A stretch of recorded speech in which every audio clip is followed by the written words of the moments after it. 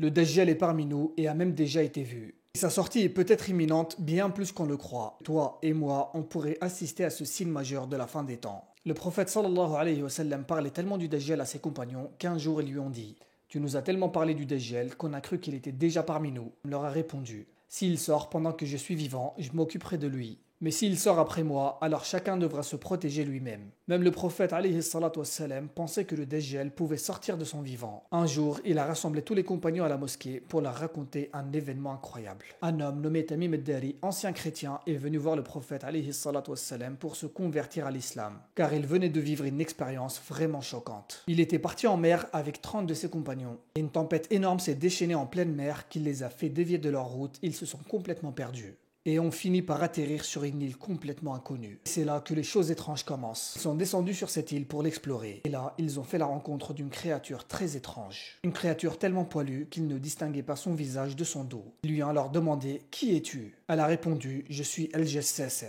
Et il y a un homme qui vous attend sur cette île, dans ce petit monastère, et il est très impatient de vous rencontrer. Ils sont entrés et ils ont vu un homme énorme, entièrement enchaîné avec des chaînes en fer. Ses poignets étaient attachés à son cou et ses jambes ligotées de fer des chevilles jusqu'aux genoux. Ils lui ont demandé: Qui es-tu et pourquoi est-ce que tu es enchaîné ici? Il leur a répondu: Avant de répondre à vos questions, laissez-moi vous poser quelques questions à mon tour. Et la première question était: Est-ce que les palmiers de Baysen donnent-elles encore des dates? Et Tamim ad-Dari et ses compagnons ont répondu: Oui, les dattiers de Baysen donnent encore des dates. Il leur a dit: Elles ne tarderont pas à plus donner de date. La deuxième question était: le lac de Tibériade contient-il encore de l'eau? Ils ont répondu oui. Alors il leur a dit: bientôt il sera complètement sec. Et la troisième question était: le prophète illettré est-il sorti parmi les Arabes? Ils ont répondu oui, il est sorti à la Mecque et maintenant il est à Médine. Il leur a alors demandé: est-ce que les Arabes l'ont combattu? Ils ont répondu oui, mais il les a vaincus et ils l'ont suivi. Il leur a dit: il vaudrait mieux pour eux de le suivre. Et pour finir, il a dit: je suis El-Masih ad-Dajjal et bientôt il me sera permis de sortir parmi vous. Et je parcourrai la terre entière en 40 jours. Et j'entrerai dans chaque ville et village, sauf la Mecque et Médine. Et après ça, Tamim ad-Dari est remonté dans son navire avec ses compagnons et a directement pris la direction de Médine. Il est directement parti voir le prophète alayhi salatu wassalam pour rentrer en islam et lui raconter ce qu'il a vu. Le prophète sallallahu alayhi wa sallam a confirmé ses propos devant tous les compagnons. Ensuite, le prophète sallallahu alayhi wa sallam leur a dit: